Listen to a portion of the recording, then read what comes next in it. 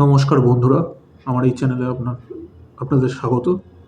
তো আজকে আমি যে বইটা নিয়ে কথা বলবো সেটি হলো I came upon a lighthouse, written by Shantanu Naidu. আর এখন বলতে হয় যে শান্তনু নাইডু অ্যাকচুয়ালি কে ছিলেন। তিনি ছিলেন, এখানে যেরকম ইলাস্ট্রেশনে দেখা যাচ্ছে, রতন টাটার পাশে বসে আছেন। ইনি রতন টাটার অ্যাসিস্ট্যান্ট, ডেপুটি জেনারেল ম্যানেজার না টাটা অফিসে। তো এই বইতে শান্তনু নাইডু নিজের স্টার্ট আপ থেকে শুরু করে, নিজের হায়ার স্টাডিজ থেকে শুরু করে কীভাবে রতন টাটার সাথে তার কানেকশান হলো, সেই বিষয়গুলিকে তুলে ধরেছেন। যেরকম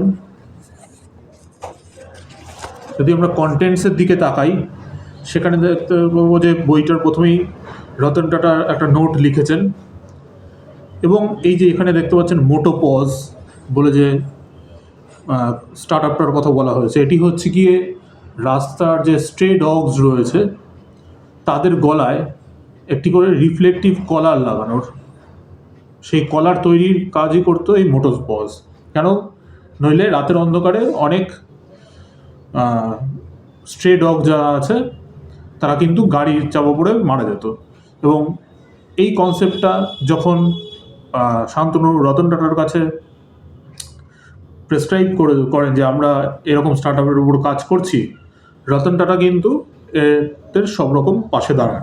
এবং শুধু পাশে দাঁড়িয়েছিলেন তাই নয়, রতন টাটা তাকে একদম নিজের বন্ধুর মতো করে আপন করে নেন। এবং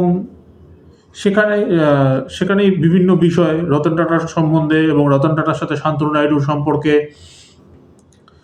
যত কথোপকথন বলা যাক, কি শান্তনু নাইডুর নিজের যে কর্নেলে পড়াশোনা করতে যাওয়া, উনি সেই বিষয়গুলো এই বইতে তুলে ধরেছেন।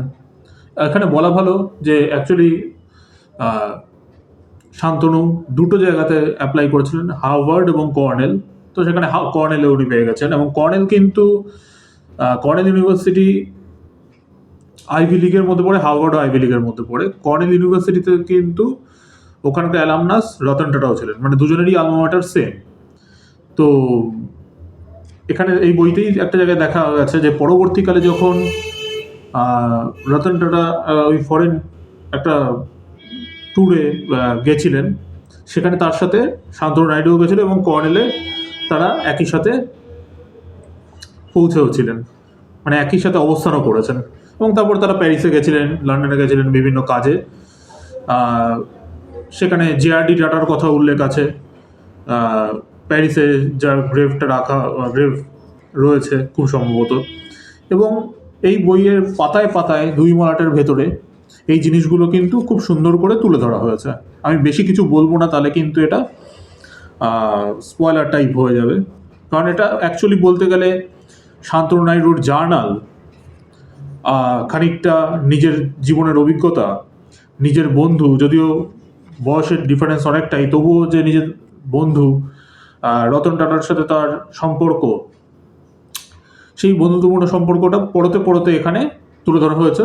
এবং কি করে বন্ধুত্বপূর্ণ সম্পর্ক এবং that is personal relation and professional relation কী করে তালে তাল মিলিয়ে তারা চলেছেন, সেই জিনিসটা কিন্তু এই বইতে খুব সুন্দরভাবে তুলে ধরা হয়েছে। আরও সুন্দর হচ্ছে কি, এই বইটার পাতায় পাতায় যে ইলাস্ট্রেশনগুলো, এই ইলাস্ট্রেশন করেছে সঞ্জনা দেসাই।